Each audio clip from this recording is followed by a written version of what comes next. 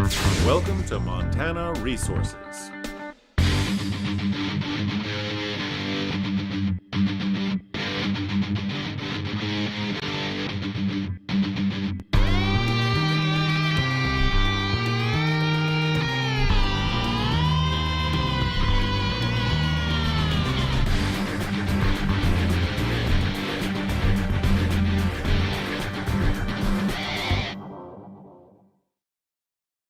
As a visitor or contractor entering Montana Resources, we value your work and you as part of our team. For your safety and well-being, we would like you to be aware of some of the hazards that exist at a large mining operation like ours. So that we can ensure your safety as a visitor, you must learn the policies and procedures designed to protect the health and safety of all workers and visitors to our site. At Montana Resources, our mission is to have 0 incidents. Every person on Montana Resources property must perform his or her job in the safest manner possible and conduct themselves according to our safety guidelines to ensure their own personal safety and that of those around them. Your efforts in respecting, reporting, correcting, and suggesting methods for the control of workplace hazards will contribute to the overall success of our safety record. At Montana Resources, we strive for 0 incidents. The following are our health and safety guidelines to which every person on our site must adhere at all times. Before any work access in the mine, mill, or other areas is granted, visitors and contractors must stop at the guard shack at the main gate each time they visit to sign in and receive specific route instructions or a guided tour and this training.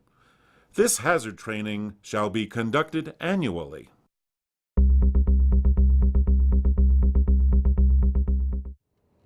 Once you enter the Montana Resources site, you will comply with the different traffic policies for our mine and mill roads. Depending on where you are in the mine, different traffic rules will apply. It is important that you obey all of them. Haul roads are used mainly by heavy-duty equipment, and any collision would be extremely serious. The mine and mill roads observe left-hand traffic, whereas the paved access roads to the garage and the concentrator observe normal right-hand traffic. Please look for and obey all traffic signs. On mine and mill roads, all vehicles must observe left-hand traffic. Never enter the haul roads without a guided tour or explicit driving directions. In all cases, the larger vehicles, such as haul trucks, will have the right of way. Obey all traffic signs and speed limit signs. The maximum speed limit on haul roads is 35 miles per hour. In the concentrator yard, the speed limit is 10 miles per hour. The operating speed of all vehicles and equipment shall be consistent with conditions of roadways, grades, clearance, visibility, traffic, and type of equipment used. Use proper judgment and caution at all times and anticipate hazardous conditions. Incidents happen when drivers least expect, so always wear your seatbelt.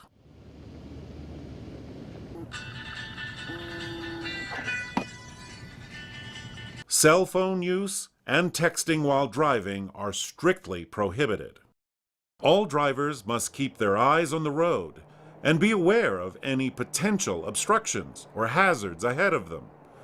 Always maintain a safe distance of at least 150 feet from heavy equipment.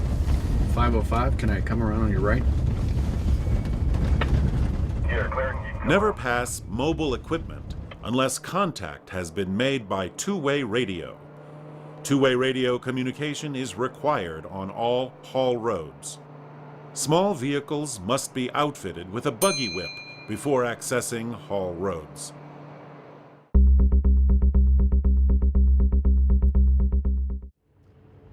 A red alert procedure is used to signify any major emergency.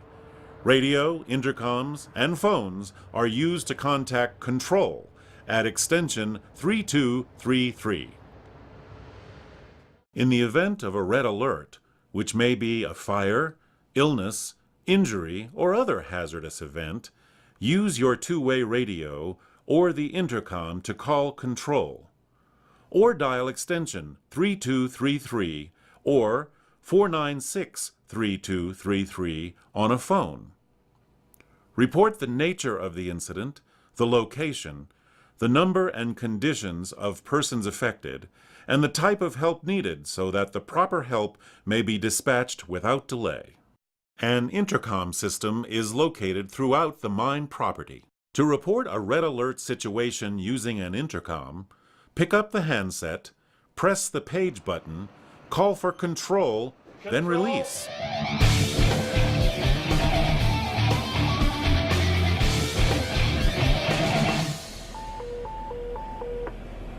Your attention, please. A red alert has been issued. All non-essential mobile traffic must drive to a safe location and stop when a red alert is broadcast. Mobile equipment shall not move, and radio as well as intercom silence shall be observed until the red alert is lifted.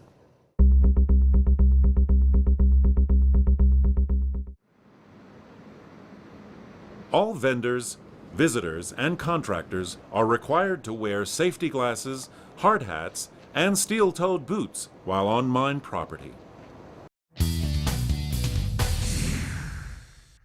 Please take note of all posted signs and always protect yourself with the proper personal protective equipment. Respirators and hearing protection may also be required depending on where your job is located. High visibility clothing is strongly advised when working around mobile equipment. And high visibility reflective clothing is required if working at night.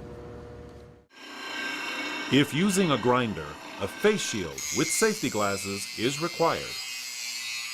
If your job requires working at heights or danger of falling is present, it is your responsibility to wear appropriate fall protection.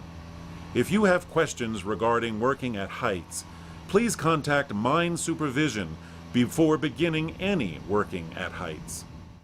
And for your health and safety, only drink from designated drinking water sources, such as drinking fountains and water coolers. The water from hoses and that found in industrial containers on the property could be hazardous to your health.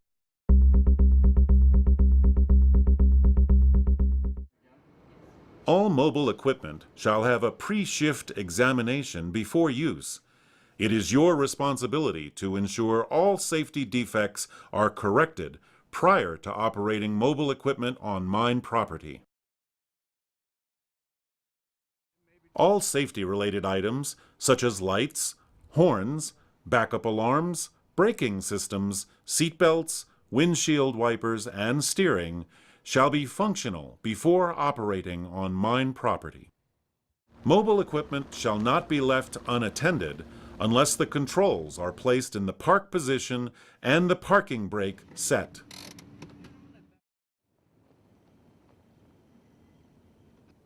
When parked on a grade, the wheels or tracks shall be either chalked or turned into a berm. All mobile equipment shall sound the horn twice before moving. Do not operate equipment unless you have been task trained and the task training has been documented on a Form 5000-23.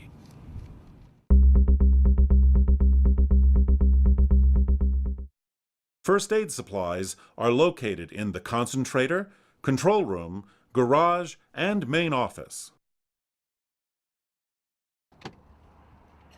Contractors shall provide a basic first aid kit at their work sites.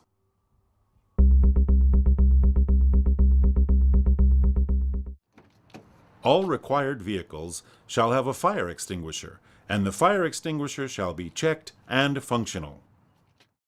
If hot work is to be performed where there is danger of creating a fire hazard, a hot work permit shall be obtained before work starts. Appropriate preventive measures, necessary fire extinguishers, and a fire watch shall be conducted.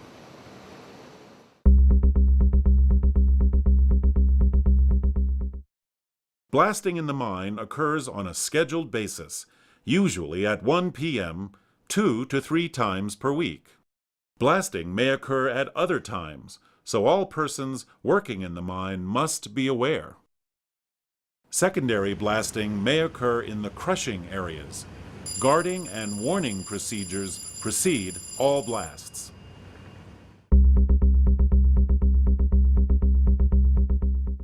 Contractors shall conduct a workplace examination, including the inspection of all tools, before starting work to identify potential hazards. Hazardous conditions shall be corrected before work commences. The workplace examination shall be conducted at each workplace and documented as required.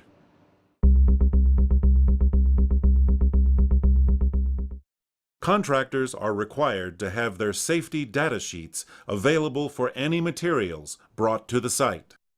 Safety data sheets are available in the control room.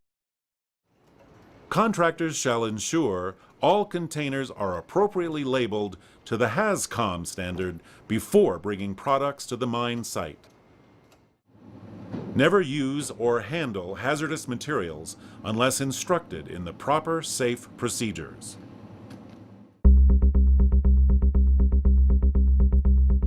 Contractors shall have a lock-out, tag-out program in place. If any electrically powered equipment is to be worked on, the equipment shall be de-energized, locked, tagged, and tested.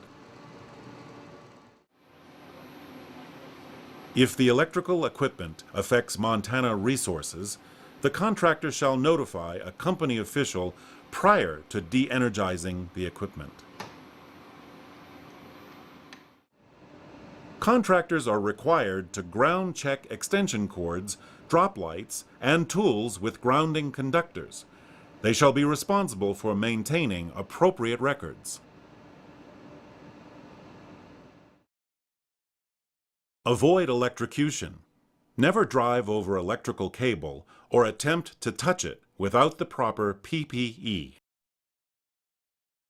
Look for the cable crossings. Light vehicles may cross over cables where the cables are protected. Common Montana weather conditions can create slip, trip, and fall hazards. These can be avoided by shoveling snow, sweeping or shoveling away mud, and using ice melt salts on ice. Additionally, the mining process itself creates uneven ground and wet conditions both outside and inside the facilities. Always make a point of watching where you step. All visitors, workers, and contractors must take personal responsibility for their own safety in conditions such as these by using handrails where available, walking slowly to avoid slipping, and paying attention to the conditions in their paths. All persons whose duties require them to access Montana Resources must contact a company official, preferably the main gate security officer, and review with them the hazard training requirements specific to their tasks. We at Montana Resources want to keep our visitors and contractors safe and healthy while at our facility. Your cooperation and compliance with our safety policies will ensure your well-being and that of all persons at our mine. At Montana Resources, your safety is our top priority. Thank you for your efforts in helping us achieve zero incidents. We wish you a safe and productive visit to our mine.